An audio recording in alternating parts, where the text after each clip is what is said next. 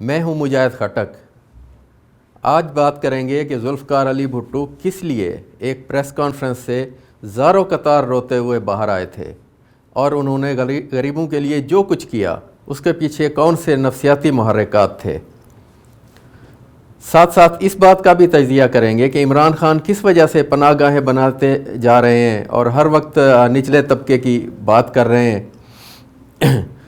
دیکھیں، یہ بات سمجھنے کی ہے کہ کوئی بھی سیاسی رہنما تاریخ میں جتنا بلند رتبہ بھی حاصل کر لے، وہ بہرحال ایک انسان ہوتا ہے۔ وہ اپنی تمام تر ذہانت اور معلومات کے باوجود جذبات سے بھرا ہوتا ہے، اور اس کی شخصیت اور انداز فکر کی تشکیل میں بہت سے عوامل اسی طرح ہی کار فرما ہوتے ہیں جیسے ہم انسانوں کے ساتھ یہ معاملہ ہوتا ہے۔ تو معراج محمد خان پیپلز پارٹی کی ایک قدآور شخصیت تھے۔ معروف صحافی سہیل گووندی کو انٹرویو دیتے ہوئے انہوں نے ایک اہم واقعہ سنایا۔ وہ کہتے ہیں کہ پیپلز پارٹی 1970 کا الیکشن جیت گئی تو ایک بڑی پارٹی منعقد کی گئی جس میں یورپ کے بڑے بڑے اہم صحافی بھی شریک تھے۔ وہ کہتے ہیں کہ بھٹو صاحب ان صحافیوں کو کمرے میں انٹرویو دے رہے تھے اور ہم سب باہر موجود تھے کہ اچانک بھٹو صاحب اندر سے روتے ہوئے باہر نکلے اور چیخ کر کہا، معراج کو بلاؤ، معراج کو بلاؤ۔ میں گیا تو انہوں نے کہا کہ یہ صحافی کہتے ہیں میں ایک بڑا جاگیردار ہوں، میں کیسے سوشلسٹ انقلاب لاؤں گا۔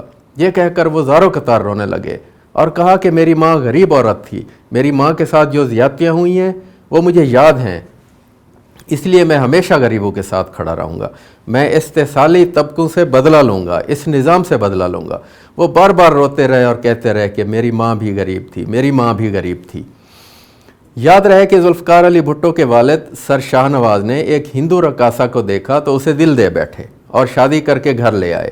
وہ خاتون شادی سے پہلے ہی مسلمان ہو گئی تھیں اور اپنا نام تبدیل کر کے خورشید بیگم رکھ دیا تھا۔ بھٹو صاحب انہی خاتون کے بیٹے تھے۔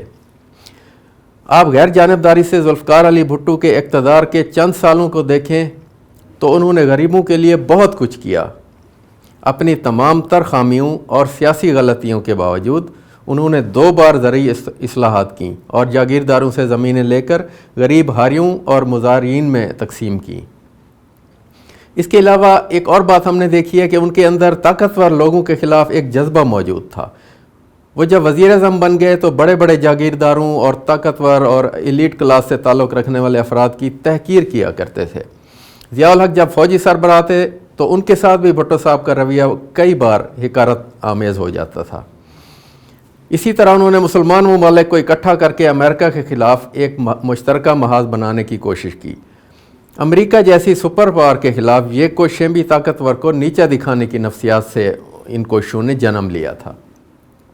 اس سب کے پیچھے وجہ کیا تھی؟ ان کی والدہ کے ساتھ روا رکھا گیا سلوک۔ ایک بڑے جاگیردار گھرانے میں اگر ایک چھوٹی ذات کی رقاصہ، وہ بھی غریب سی اور وہ بھی ہندو عورت، آپ سوچ سکتے ہیں کہ اس کے ساتھ کس قسم کا رویہ رکھا جاتا ہوگا، کس طرح اسے اس کی اوقات یاد دلائی جاتی ہوگی، پاس سے گزرتے ہوئے فکرے اچھال دیے جاتے ہوں گے، تحقیر انداز مسکراہٹ، طنزیہ جملے، عظمت کے زوم میں کسی بات کا جواب نہ دینا، غرض روزانہ ہزاروں طریقے سے اس عورت کو اس کی اوقات یاد دلائی جاتی ہوگی۔ بچپن سے یہ سب کچھ دیکھتے ہوئے بھٹو صاحب جوان ہوئے اور ان کے اندر طاقتور لوگوں کے خلاف غصہ اور نفرت پھیلتی پھولتی گئی۔ اقتدار میں آنے کے بعد یہ سب کچھ ان کے رویوں میں بھی نمایاں ہو گیا اور ان کے رویہ اس کا اظہار کرتا رہا۔ اب ہم آتے ہیں عمران خان صاحب کی طرف۔ انہوں نے ہمیشہ عیش و عشرت کی زندگی بسر کی، زندگی میں جو چاہا اور جیسے چاہا اور جسے چاہا حاصل کیا۔ شہرت، دولت، حسن سب ان کے ایک اشارے پر موجود تھے، لیکن پھر اس سب سے ان کا جی اچاٹ ہو گیا۔ اپنی والدہ کو انہوں نے کینسر کا شکار ہوتے دیکھا اور یہ ان کے لیے زندگی کا شدید صدمہ تھا جس نے عیش و عشرت سے ان کی نظریں ہٹا دیں۔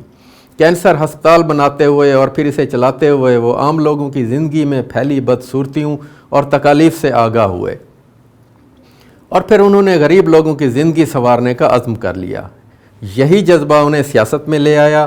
بہت سال پہلے خان صاحب کی ایک تقریر سنی تھی جس میں وہ بلوچستان کے ایک خاندان کے متعلق بتا رہے تھے۔ اس غریب خاندان کو اپنے علاقے سے ہجرت کرنا پڑی تو انہوں نے ایک معذور بچی کو ویران جگہ پر اکیلا چھوڑ دیا کیونکہ اسے وہ اپنے ساتھ لانے کی استطاعت نہیں رکھتے تھے۔ یہ واقعہ سناتے ہوئے جو کرب ان کے لہجے اور ان کی آنکھوں میں اترا تھا وہ مجھے آج بھی یاد ہے۔ یہی وجہ ہے کہ ان کی ہر تقریر میں نچلے طبقے کا ذکر ہوتا ہے۔ وہ غریبوں کے لیے پناہ گاہیں تعمیر کر رہے ہیں۔